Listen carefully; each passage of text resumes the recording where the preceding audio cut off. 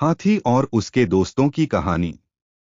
बहुत समय पहले की बात है। एक घने जंगल में एक विशाल और शक्तिशाली हाथी रहता था, जिसका नाम था गणेश। गणेश का आकार बहुत बड़ा था, लेकिन उसके दिल में इतना प्यार और दया थी कि जंगल के सभी जानवर उसे बहुत सम्मान देते थे। उसकी बुद्धिमानी और समझदारी की वजह से वह जंगल के जानवरों का नेता बन चुका था। हर जानवर, चाहे वह बड़ा हो या छोटा, उसकी सलाह मानता था क्योंकि वह हमेशा सही निर्णय लेता था। एक दिन गणेश जंगल के पास स्थित नदी के किनारे खड़ा था और शांतिपूर्वक पानी पी रहा था। तभी उसने देखा कि कुछ छोटे जानवर जैसे खरगोश, बंदर और तितली इकट्ठा होकर चिंतित नजर आ रहे थे। वे आपस में बहुत गुस्से में बात कर रहे थे और डर के मारे उनका चेहरा पीला पड़ चुका था। गणेश को चिंता हुई और वह उनके पास गया। क्या हुआ, तुम लोग इतने परेशान क्यों हो? गणेश ने पूछा। खरगोश ने डरते हुए कहा, हमें एक बुरी खबर मिली है। जंगल के दूसरी तरफ एक खतरनाक शेर आ रहा है। वह बहुत ताकतवर है और जंगल में किसी भी जानवर को डराकर हमला कर सकता है। हम सब बहुत डर गए हैं। सभी छोटे जानवर अपनी परेशानियों का जिक्र कर रहे थे और सोच रहे थे कि इस संकट से कैसे निपटा जाए। गणेश ने ध्यान से सुना और फिर अपने विशाल शरीर को सीधा करते हुए कहा, डरो मत, हम सब मिलकर इसका सामना करेंगे। मैं तुम्हारे साथ हूं और हम एक साथ मिलकर इस शेर का सामना करेंगे। जंगल के सभी जानवरों ने गणेश की बातों को सुना और उन्हें उम्मीद मिली। गणेश की विशालता और शक्तिशाली शरीर देखकर सभी ने सोचा कि अगर वह उनके साथ हैं, तो वे शेर का सामना कर सकते हैं। लेकिन गणेश के दिल में एक और बात थी, जो उसने किसी से नहीं कही थी। गणेश जानता था कि शेर की ताकत बहुत अधिक है। शेर एक शिकारी होता है जो अपनी मांसाहारी प्रकृति के लिए प्रसिद्ध था।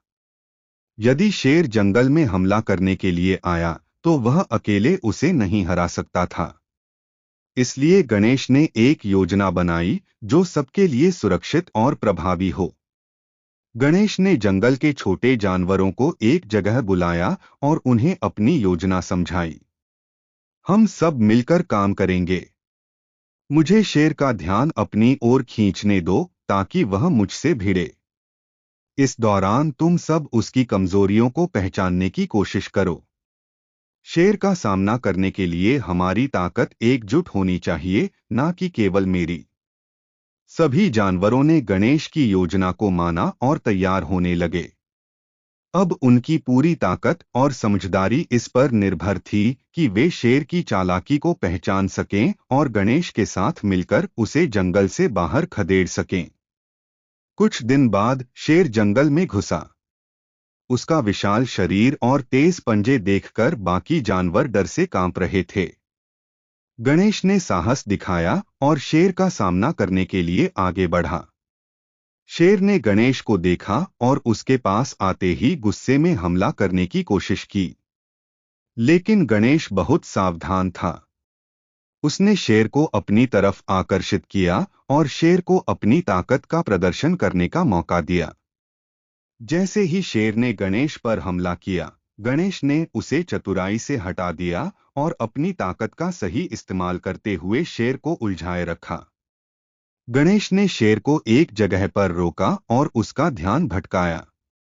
इस बीच जंगल के बाकी छोटे जानवरों ने गणेश की योजना के अनुसार शेर की कमजोरियों को पहचान लिया।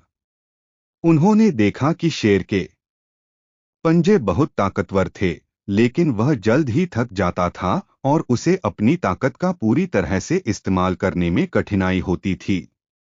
जंगल के जानवरों ने शेर की कमजोरी को समझ लिया और एक संयुक्त प्रयास किया। छोटे जानवरों ने शेर को चक्कर में डाला और अंततः शेर जंगल से बाहर भागने को मजबूर हो गया। शेर हारकर जंगल से चला गया और फिर कभी लौटकर नहीं आया। सभी जानवर गणेश की ओर दौड़े और उसे धन्यवाद दिया। गणेश ने मुस्कुराते हुए कहा, जब हम सब एकजुट होते हैं तो कोई भी समस्या बड़ी नहीं होती। ताकत से ज्यादा अहम है हमारी समझदारी, एकता और टीमवर्क। सीख इस कहानी से यह सीखने को मिलता है कि एकता और समझदारी से बड़ी मुश्किल का हल निकाला जा सकता है। व्यक्तिगत ताकत से ज्यादा जब हम एक साथ काम करते हैं तो हम किसी भी चुनौती का सामना कर सकते हैं।